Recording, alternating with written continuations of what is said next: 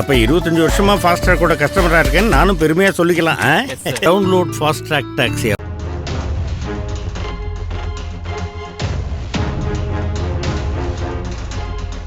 மகளின் திருமணத்திற்கு இன்னும் ஒரு வாரமே இருக்கும் நிலையில் தனது வருங்கால மருமகனுடன் மாமியார் ஓட்டம் பிடித்த சம்பவம் பெரும் அதிர்ச்சியை ஏற்படுத்தியுள்ளது.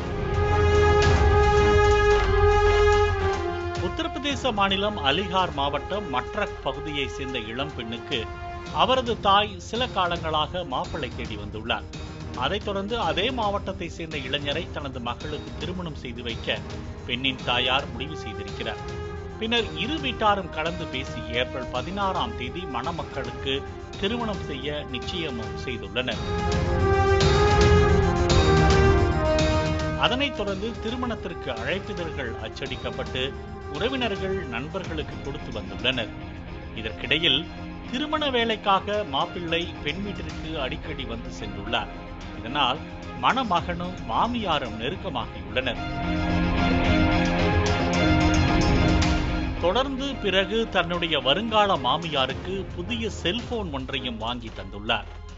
புது செல்போன் கைக்கு வந்ததுமே மருமகன் மாமியார் 2 பேரும் செல்போனில் நீண்ட நேரம் பேசி அரட்டை அடித்து வந்துள்ளனர். ஒரு கட்டத்தில் மாமியார் மருமகன் உறவு திருமணம் தாண்டிய காதலாக மாறியுள்ளது. கல்யாண ஏற்பாடுகள் சம்பந்தமாக இருவரும் பேசி வருவதாக இரு வீட்டாரையும் நம்ப வைத்திருக்கின்றனர். திருமண வேளையில் உறவினர்கள் மிகவும் பிஸியாக இருந்ததால் இந்த விவகாரம் மணப்பெண்ணுக்கோ மணமகனின் குடும்பத்தினருக்கோ தெரியவில்லை. திருமண தேதி நெருங்கிக் கொண்டே இருந்த நிலையில் மாமியார் மருமகன் இருவருமே வீட்டை விட்டு வெளியேறி திருமணம் செய்து கொள்ள முடிவு செய்துள்ளனர்.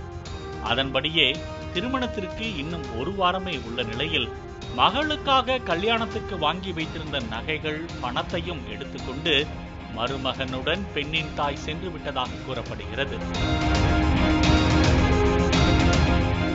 அழைப்பிதழ்கள் வழங்குவதற்காக தாய் வெளியே சென்றிருப்பதாக அவரது மகளும் உறவினர்களும் நினைத்தனர்.